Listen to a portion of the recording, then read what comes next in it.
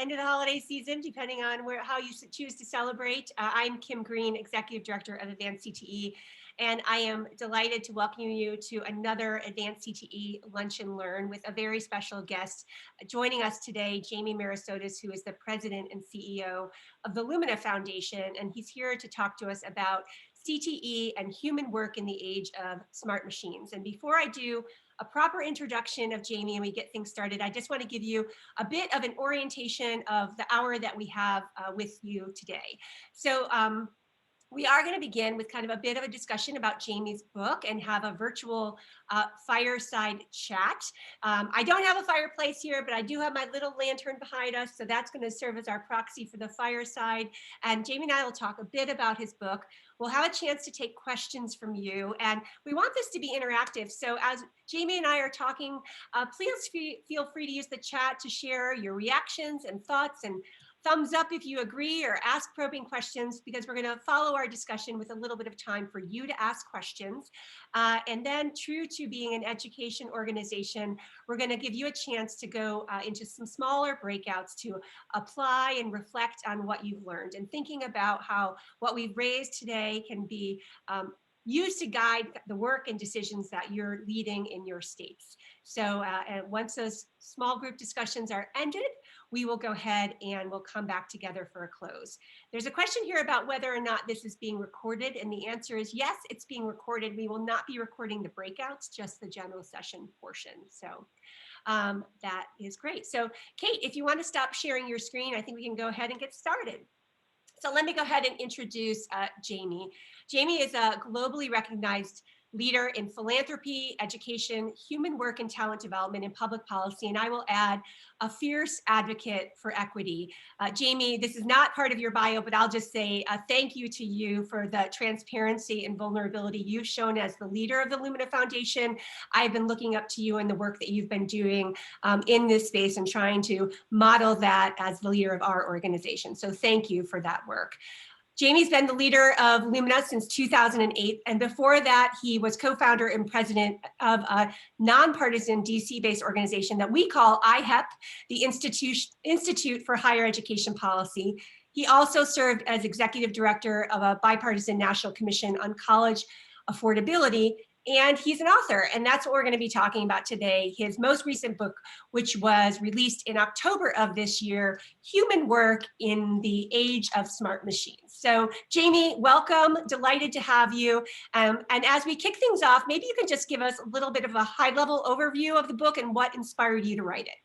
Yeah, thank you, Kim, and thank you all for joining in what may be the last week or two of the work year for many of you. I'm grateful for the opportunity to talk with you about these issues, and frankly, looking forward to learning some things from all of you. I think many of you know Lumina Foundation, so you know that I lead one of the largest national foundations in the country, and one that's unusually positioned because we're focused only on post-high school learning in all of its different dimensions, from CTE to collegiate level learning to lots of other things, direct to consumer oriented things like that. And if you sort of take a step back about why I would write a book like this, honestly, I've spent my life at this intersection of learning and work, and I've tried to make it, as you pointed out, Kim, more inclusive, to serve more people, to serve more diverse people, and generally make it better for individuals and society. But one of the things that those of us in the business that we are all in, I think increasingly are being asked is, what is all of this learning for? What's education for? What's training for? What are these things really for?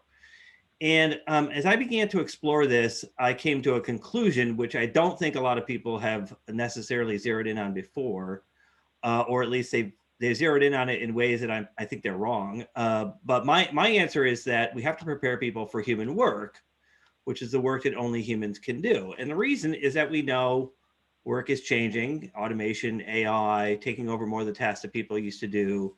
So I think that, we need to acknowledge that machines are better at certain things, speed, repetition, reduction to an algorithm. But human interaction is a very important part of work. And the more human interaction is required, the more likely it is that you are going to need humans to be a part of that interaction. Now, that doesn't necessarily mean that humans and machines won't be interacting in this human work world. They absolutely will. There's a concept called complementarity, basically a principle that says what humans are good at is complementary to what machines can do and vice versa. So if we think about the learning enterprise, about the work that all of us do, we have to take advantage of the capabilities of the machines, understand their limitations, and refocus our efforts on training and education around human skills and knowledge that define this emerging human work ecosystem. So that's really what the book is all about, and I try to explore it from several different dimensions in order to make the case that we urgently need to focus on preparing people for human work. Probably something that, though I finished the book just as COVID was ramping up, it's pretty clear that COVID has underscored this point in a lot of ways because of what we know about how the changing nature of work is going to accelerate because of what we've seen in COVID. Yeah. Well, you shared, the idea of human work, and for those of you who haven't read it, Jamie's put it as it's work only people can do, but to an extension of that is that it's human work. It requires compassion and empathy, those 21st century skills of critical analysis, communications, and creativity. And obviously those skills are ones that there's some question about whether or not you can teach them or not, and how you go about teaching them. I think there's something that you can be taught. And so as we think about the role and the evolution of the education and training world, what role do you see them playing in helping more people have those skills to do that human work? Yeah, it's incredibly important, and I think it's a misunderstanding that some people have about our work in both education and training. And I want to speak to this for a minute, if I can, because I think it's important that people misunderstand that these generalizable skills, these things like compassion and empathy and ethics, you pointed out things like collaboration, communication. These are not innate abilities. These are things that you have to develop, and you have to develop over the course of your entire lifetime. You're not born ethical, you learn how to be ethical, but your ethical frame also needs to evolve and change as the world changes. Similarly, you need to learn different communication skills and strategies, different ways of collaborating, et cetera. And if we look at how the global demand for skills and this emergence of human work has unfolded, I think it's putting enormous pressure on what all of you do in states, managing these efforts around CTE. It certainly impacts what people are doing in the higher ed enterprise, public and private, community colleges, what have you. But I think we are wired as a society to think you do education over here and you do training over there. And I've thought for a long time, and I think the emergence of the human work ecosystem is underscoring this, that work requires both specific technical knowledge and skills and those generalizable knowledge, skills, and abilities. And so, I think that these fine lines that we've drawn between them, so this is the way I think in my interactions with policymakers, right? I work a lot with the same people you work with at the state level, federal policymakers. I've served as a policy advisor in other countries. They say, well, what you have workforce training, and what you do in workforce training is that you are preparing people for doing specific tasks related to work. And in education, you do something that's higher level, that prepares them for other things. And frankly, there's a hierarchy in some people's minds, right? That education is more important than training because, somehow more pure or something like that. And, so we've created all these different systems. But I think what we now understand is that when you're preparing people for human work, it's obvious that neither training devoid of broader learning nor education devoid of preparation for work is going to give people what they need. And so I think that's the thing that we've got to focus on here, is that in every credential, in every learning system that we have, we should be developing these human work abilities in all that we do, because they are fundamental to who we are as humans and who we are as human workers. Mm-hmm. I agree. I think that we have so many silos kind of structured, even that, workforce is in departments of labor and CTE is in departments of education. And there's just like these two monoliths that we can't the system structures kind of allow for that perpetuation of siloing. And we at Advance CTE, I think, agree with you. We've been thinking a lot about notions of career preparation systems that are really capable of supporting the nonlinear paths that really most people take through their career journey. And so do you have any specific thoughts or recommendations of how we push through to break this false dichotomy of education and training, and where specifically you can see CTE leaning in to help? Yeah, one of the ways that I think is really important is to work both from the individual perspective, the learner worker perspective, and from the employer perspective on developing these, I don't know what to call them exactly. So the marketing is not my thing, but you want to develop a sort of integrated learning, working, serving plan for the people that are engaged in this lifelong process of learning, earning, and serving others that makes up human work. And so, you need these integrated plans, these life plans, if you're an employer, to help your employees understand that they need to develop both their technical skills and their generalizable skills in order to advance in that company or organization, but also to advance as a participant in society. Because from the employer's perspective, your engagement in our democratic system is very important. It is very important to us as humans that we derive meaning and purpose out of what we do. And so, one concrete way to do that is to embed in our policy strategies and approaches this idea that employers and workers should be developing these learning, working, serving plans and revising them over time. Sort of interesting personal story. So when I wrote the book and then I asked my colleagues at Lumina to read the draft, my CFO did exactly that. I mean, he sat down and he did it for himself, and then we talked about it. And it was an interesting exercise. He was like, I hadn't really thought about some of these things. I'm 50 years old, but so I've got a lot of runway left, and there's a lot of things I can do. And so I just think being concrete about it. I mean, I'm a public policy person, so we can talk policy mechanisms all day long if you want. But I think in this case, this is a really sort of practical idea.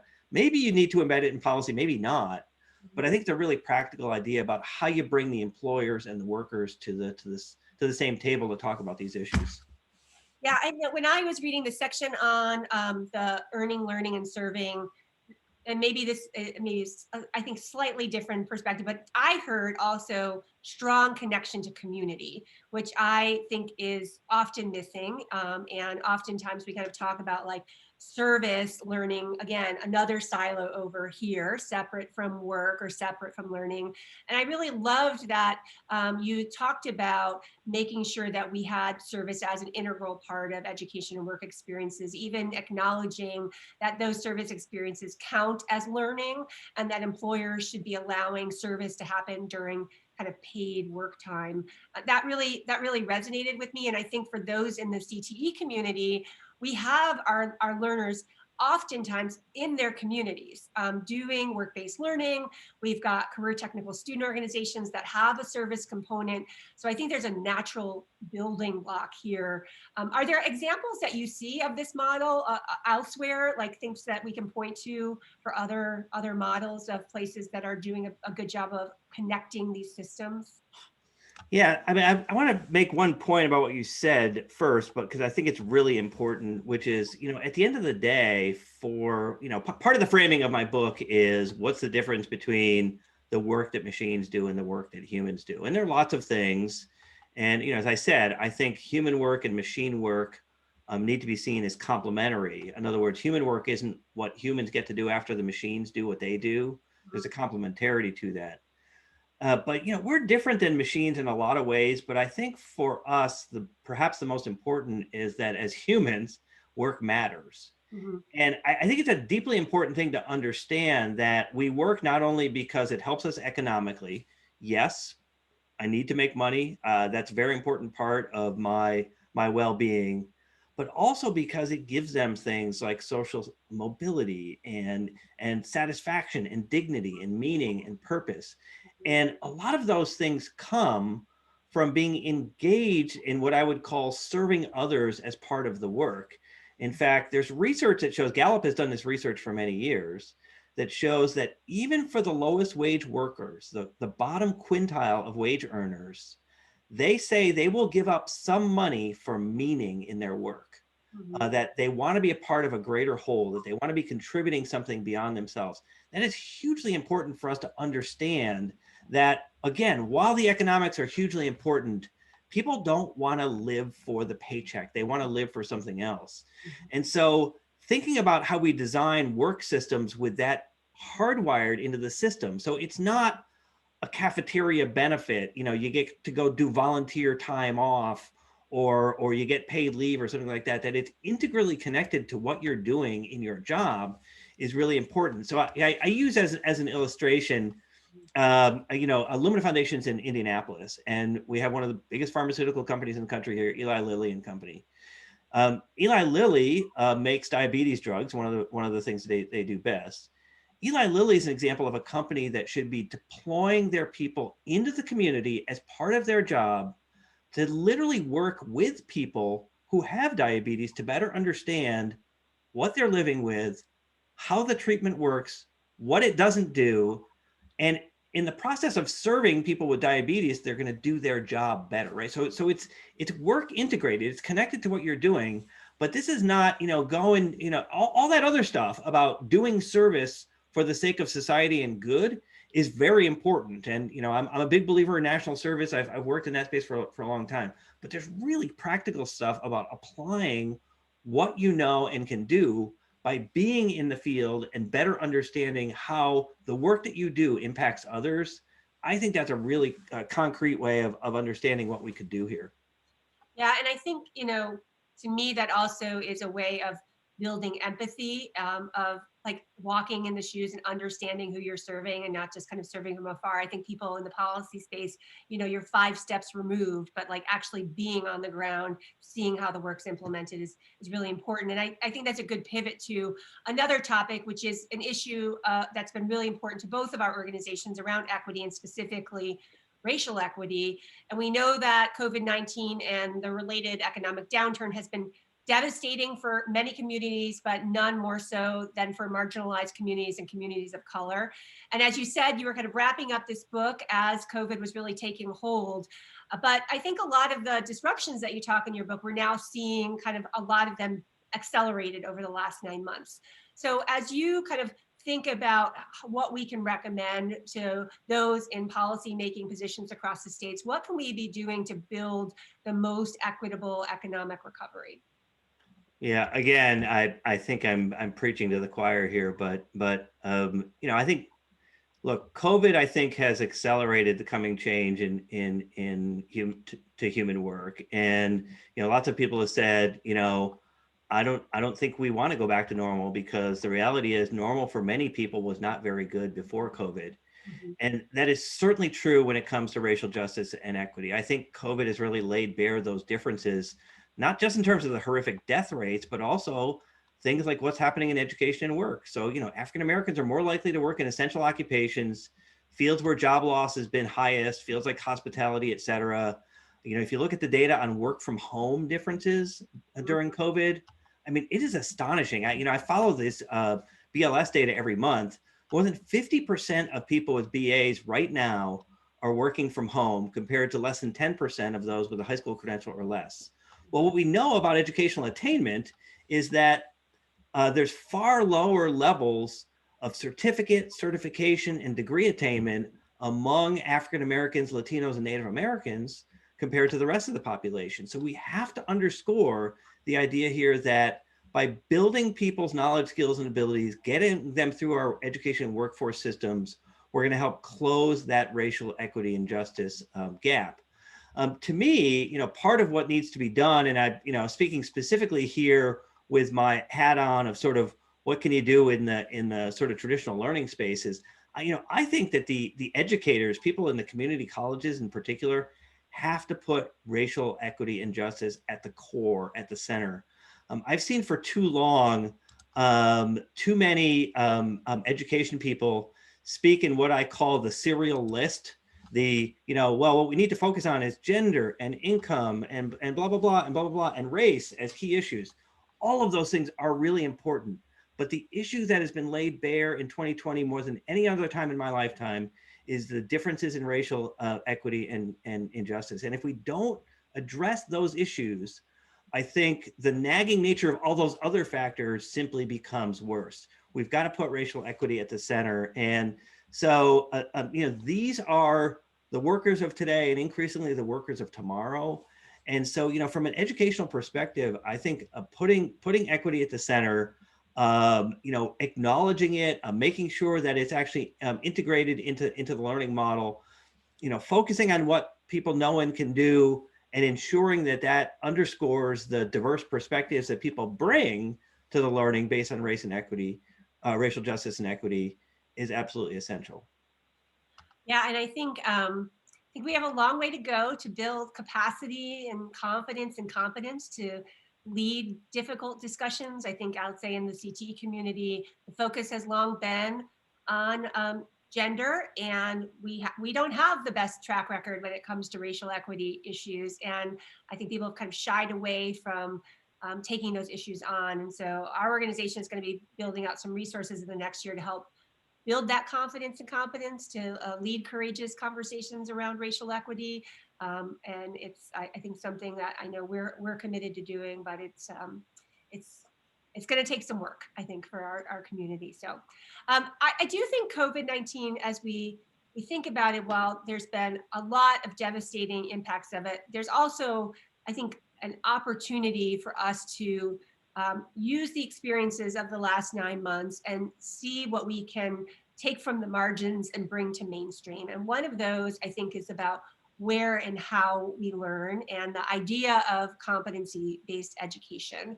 I saw that in your book. You indicate that you think all learning should be competency-based, but we know that there's a lot of barriers and challenges to scaling that fully. And so wondering if what your advice would be or your recommendations are about moving towards a fully scaled system that values competencies and skills rather than seat time and degrees. Yeah, I think there are two issues that we have to confront, and I don't think I'm saying anything new to this, incredibly knowledgeable crowd. The first is changing the culture of the learning enterprise. The learning enterprise has embraced competency, but has embraced it slowly and incrementally, as opposed to embraced it with, I think, the level of speed and frankly urgency that I think is critical. So, I mean, that is, I think, incumbent upon us in philanthropy, upon the policy structures and systems, to increasingly focus on this idea that the culture of the learning enterprise has to understand that what you know and can do and what these credentials represent needs to be expressed in terms of competencies. And there's lots of ways to do that, as we know. There are lots of different competency-based learning models. Frankly, Lumina's been on the side of continuing to foster this idea that we have to go deeper and wider on competency-based learning. It's not a new idea, it's an old idea, but it's an idea that has been, I think, accelerated because of technology, and I think that's really exciting. The second is that we've got to remove the regulatory barriers that prevent competency-based learning from getting to scale. And here, I think you deal with this in the States, and the consequences that you face in terms of federal policy about moving towards competency-based learning models. And you look at the ways in which, for example, federal aid is allocated. It is incredibly difficult to get approval for delivery based on competency without running through this absolute gauntlet, because it's treated as an exception as opposed to being the accepted core main model of the learning. Interestingly, I think that this is an area where there may be some, in our very polarized and incredibly fraught situation that we face in our democracy. I actually think competency-based learning is something where there is bipartisan interest and support. And I think if you want to get some stuff done, no matter what political party you're from, this strikes me as an area where you can do that, and you can do it in a way that is thoughtful about the issue we were just talking about, Kim, which is equity, and ensuring that as you build these competency-based learning systems, that you recognize equity as a core component of the competencies that people need to have. And so, in these programs, recognizing these differences by race, by these other factors that we talk about, I think that it's really important. But to me, the culture and the regulatory environment are the two things that we've got to focus on. Yeah. Yeah, it's I think that I'm hoping that kind of like consumer demand will kind of put pressure on policymakers. It seems like a very kind of natural thing in terms of being more efficient, and acknowledging that people have access to learn at different times of the day, and can be accelerating more quickly based on their skills and capabilities. And so I am hopeful that we're able to see some progress in competency-based education in the near future. And I think both, not just at the post-secondary level, but also I think that the K-12 level as well. Well, we are about to be pivoting to the portion of our time with Jamie for you all to ask questions. And I know Kate has been kind of monitoring the chat. And so I have one final question, a little bit of tongue in cheek. My staff is betting me that I'm not going to ask it, but I'm going to ask it anyway. And I am a huge sci-fi fan. And so after reading your book, can you put to bed once and for all, are the robot overlords going to take our jobs? Yeah, I've come to call it, Kim, the coming robot zombie apocalypse. That's what I in doing the research for this book, I read lots of books and articles, and a fair number of them fall into this camp, right? That work is going to disappear. In fact, one of the points I try to make in the book is that many of these conversations that I've been in the last decade, people call it the future of work. Mm-hmm. And I sort of quibble with the words. I say the future of work implies that there may not be work in the future. My argument is we should be talking about the work of the future, the work that only humans can do. To me, that's critically important. I will say that history has shown us something very important. First, that in the race between technology and skills, technology always wins. Technology always wins. So that's really important that we have to stay ahead of the technology in order to do that. But the second thing that's really important is that at the end of the day, technology always creates more jobs than it destroys. It's that process of creative destruction and renewal that we've got to focus on this time that is different. Because this time around, it is about building things that we haven't focused enough on, which is these human traits and capabilities that we've been talking about today as core to what the education and training systems are all about. And I think that's the pivot that we've got to make, is to understand that this is actually about building who we are as humans, building that human side of what we do and how we express ourselves through work as key to this enterprise. And so, yeah, I'm an optimist. I don't think that the robots are gonna eat your job, but I do think that the tasks associated with work and within job classifications, almost all job classifications, are going to fundamentally change, and that we have to figure out this idea of complementarity and ensure that our human skills and abilities are continue to grow over the course of your lifetime, in order to make sure that we do our part as human workers in this ecosystem. Great. So we don't have to worry about the Cylons, for those of you who are Battlestar Galactica fans. But and I guess my comment would be, my hope would be that we can use this to make sure that the human work is better work. It's good jobs. It's taking away some of the routine or the dirty parts of jobs, and creating spaces where only the work that humans can do is creative and well-paying, and as helping us on that path of equitable opportunity going forward. Well, we've got some questions coming in, Jamie, so we're going to shift to that portion now. And the first one relates to, someone said they haven't read their book, but A lot of people are going to put it on their holiday list now. Very good. Thank you. So, That's wonderful. and wondering, so specifically, you can just share a little more about, are there new skills that have emerged at the intersection of human and machine work that might be different than the generalizable skills that you're referring to, perhaps in a transdisciplinary space? Yeah, this exceeds my knowledge base, but I will say that in talking with the AI scientists that I talked to throughout this, they kept coming back to the limitations of the technology. So one of the people I quoted in the book, I talked to quite a few of these roboticists and AI scientists, a guy named Ken Goldberg, who runs a robotics program at Berkeley. And you know, he's actually the one who uses this term complementarity, but he talks about the fact that you know, machines don't understand nuance.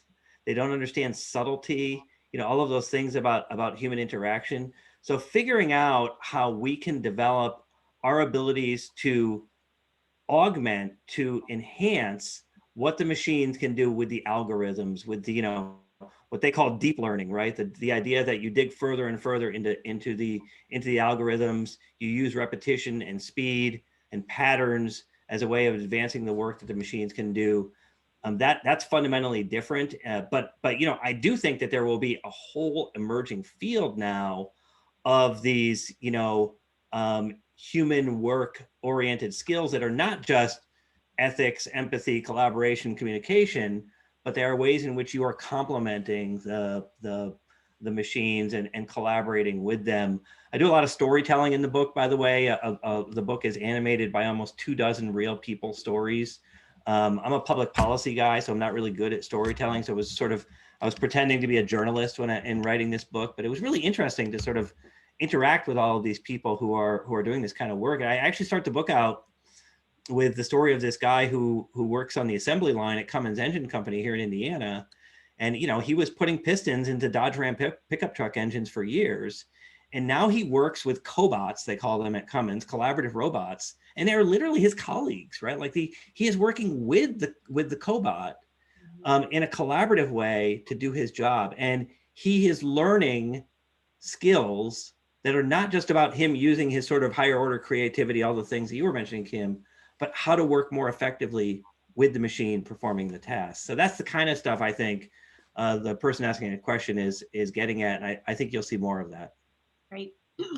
So another question here, going back to our discussion around competency-based learning, kind of looking at it from a slightly different perspective of, as we think about moving forward with competency-based learning, are we considering that the core academics would still be siloed separately from skills-based instruction? So as you're thinking about kind of scaling competency-based learning, is there also an opportunity to break down that silo of academic and technical instruction? I think you have to. I think that's what I'm getting at. And I think that question is better framed than the way I was saying it, which is that I think they are false distinctions, right? And I think they have been for a while. I don't think it is the advent of AI that's necessarily brought this on. I think that we've always understood that within whatever credential you are getting, you know, whatever field you are studying, you know, you think about things that we might consider highly technical in nature. You have to have these human skills and capabilities in order to be effective, right? So, you know, you can learn the computer programming, you can learn the, you know, how to be a you know, CT tech or whatever it may be, but you've got to have all of those human skills to be successful. And that's already embedded, I think, in the curriculum. It's not like you take a class in critical thinking. I guess maybe you can take a class. That's not the point. The point is, it has to be embedded in the way you learn and the way that you show that you know what you can do. To me, it's the demonstration part, it's the active part of the learning process that helps you develop those human traits and capabilities. Well, connecting to that last piece about showing what you know, and the Lumina Foundation has been the leader in driving post-secondary attainment goals. And so I'm wondering how you think kind of what you've learned can be reflected or should be reflected in the world of assessment and credential attainment. Yeah, you know, it's been an interesting decade for a lot of reasons. On the one hand, we're living in a world where formal learning systems, higher education, workforce training, things that are, we'll call them, for lack of a better term, institution-based, are being questioned and devalued more than at any point in history, right? So American society today, we don't trust much of anything. We don't trust government. We don't trust business. We don't trust the learning system. Like the declining support and value for institutions has been profound.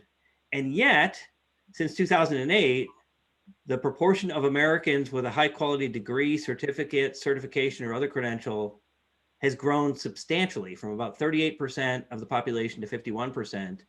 And the reason, I think, is that people know, despite that pushback, that, by the way, that's 12 million more Americans in raw numbers than had credentials in 2008. So those are real numbers. I think Americans understand that you have to engage in the learning process. They don't necessarily want to go to a college or university. They want to be able to do it in different formats and different learning mechanisms. Again, one of the weird, maybe somewhat positive things about COVID is that it's shown us something about both the limitations, but also the benefits of technology-based learning that I think is really important. So, to me, I think that's a really important thing for us to think about as we go forward, which is that we, and here I put myself in the camp of all of you, the people who are trying to advance learning around these programs, organizations, institutions, et cetera, have to restore trust in these institutions. And part of that has to do with being really clear about what these credentials represent. What's the learning that's represented behind them?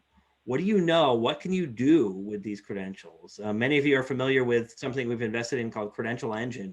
Credential Engine is a good example of that, right? So how do all of these different credentials you might get as a worker interconnect with each other in ways that help you advance, helps the employer advance their own employees, helps the policymakers do their jobs better, so that these credentials aren't stovepipes that don't connect with each other. Because from the perspective of the worker learner, they are proceeding through an adult lifetime, trying to ratchet up their knowledge, skills, their earning ability, they're serving other opportunities. That's what being a human worker is all about. Yeah. I think about some work that we did some time ago around a set of kind of career-ready practices, and I think the human work skills, the generalizable skills, I think we have a harder time in our education system thinking about how we assess them, and knowing, as you said, that they are not a finite. You don't check a box, you're ethical, now done, right? Like Right. that continues to grow and apply in different ways. And I think our assessment systems haven't fully caught up to kind of acknowledging that need to continue to grow and learn and adapt. So Well said. we've got one more question I think we can take before we're going to let everybody go to small breakouts, which is, you mentioned some regulatory barriers, but what do you see as other major barriers to moving toward this human work ecosystem? Is will a challenge? Do we have to build will and capacity? Kind of what other things might you think are challenges? I think so, and I think we've talked about some of them already, right? One is the fear of the technology and the way that that the world of work going forward is being conveyed. That the technology should be something that's feared. Again, I think we've learned some things in COVID that can help us sort of move beyond that. I think that we've got to do a better job of helping people understand that in order to be successful as a human worker, you've got to develop those human work traits in all that you do, in formalized learning contexts, on the job, in what you might be doing with a community-based organization. I mentioned in a book I did a few years ago called America Needs Talent, libraries as places where you can be sort of developing your I didn't call it human work abilities then, but your talent. And so, I think all of those things are going to be really important, that you have to see yourself. And this is the thing where I think we are unfortunately stuck right now because of the historic success of the American model, which is that we had a great system where you could get a good K-12 education and maybe get into college for certain people and get a credential. And then you could work for the rest of your life with that credential. But the reality today now is that it's got to be this ongoing, continuous, virtuous cycle of learning, earning, and serving. To me, that's the key to breaking through the barriers of the system and getting people actually better prepared for this human work future. Well, I think that's a wonderful way to end our time, Jamie. I really enjoyed reading the book. I really appreciate your ongoing leadership and the investments that the foundation is making. We welcome you to join a breakout if you want. I know your time is precious as well, and so I want to give you the permission to hop off if you need to, but you're welcome to join us. For everybody else, your precious time is also important to us, and so we want to give you a chance to interact with your colleagues and peers and process what you've learned and think about how you can take this and apply it to what you're doing. So Sarah on my team, you're